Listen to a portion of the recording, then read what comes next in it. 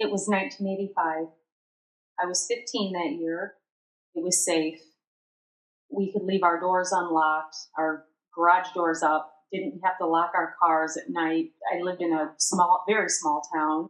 Lori Ann Hill, she was a 14-year-old, blonde haired, blue eyed girl, had a great love for horses. The horses were everything to her. She got along with about everybody. Lori had quite a sense of humor. Just a sweet girl. One of Lori's dreams was to work with the blind and deaf people and continue to raise horses. That's what she wanted to do with her life. October 25th of 1985, somebody had a Halloween party that night at their house. Lori got in an argument with her boyfriend and she left the party. She walked to a Tano's Pizza, which is in town, and she made a phone call. And to this day, I don't think anybody knows who she called. She left the pizza shop in tears and started walking home, which for her to walk home, because the pizza shop was in town, this party was in town. Lori lived maybe 15 miles out in the country from town is where she lived, and she was walking home. A witness said they did see her walking over the turnpike overpass heading into the country. So we know she made it that far. She never made it home that night. And, her parents got worried and called friends and people that Lori would be hanging out with, and nobody knew where she was. So finally, they called the police and put out a search for her. My first reaction was shock and fear.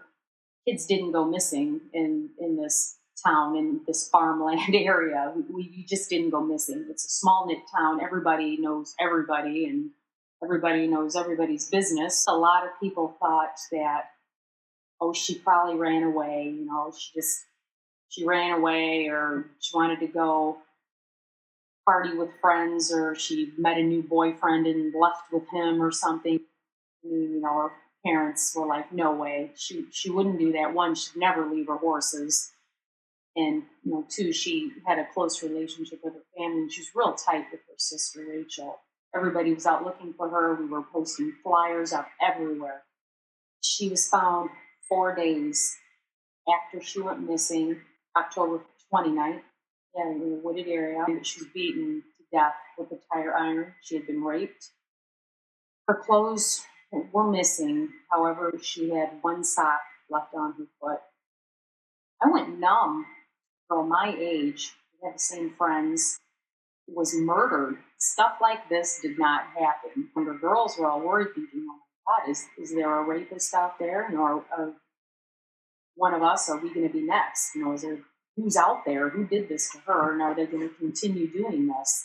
The first suspect, obviously, her boyfriend, was a couple years older than her. I think he was even out of school.